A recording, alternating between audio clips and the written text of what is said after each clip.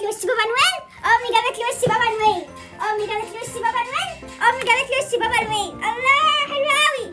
اسيبك هنا بقى، اقعد هنا لحد ما اجيلك. هروح اقول لاصحابي ان امي جابت لي وش بابا نويل وهاجي. ماشي؟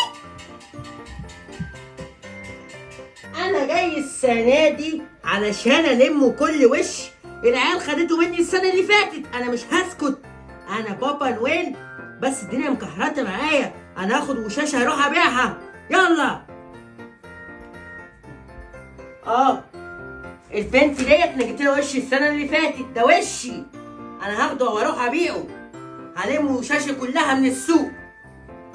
انا بابا نويل. يلا. بس مفيش حد شايفني، انا بابا نويل. انا هروح بقى اخد الوش بتاعي. ايه ده؟ الوش بتاعي فين؟ الوش بتاعي كان هنا، راح فين؟ اكيد فؤاد خده. هو فؤاد على طول كل ما اجيب حاجه ياخدها لما اشوفه.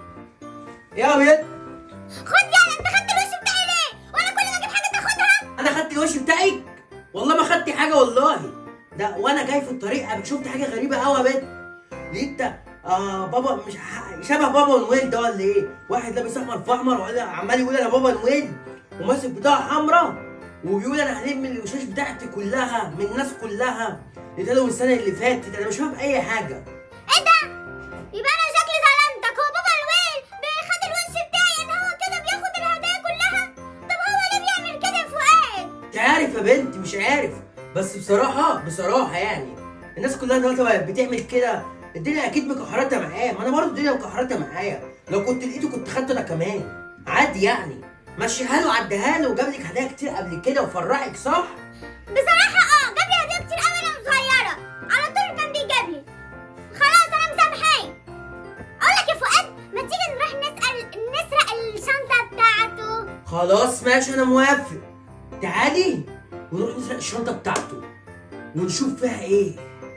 انا حاسه هلاقي فيها حاجات كتير قوي. ممكن يكون فيها فلوس وذهب وكده ولا ايه يا بنت؟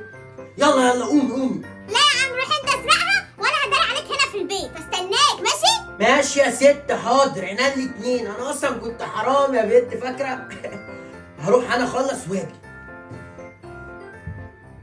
جدع يا فؤاد، جدع، هجيب لنا حقنا.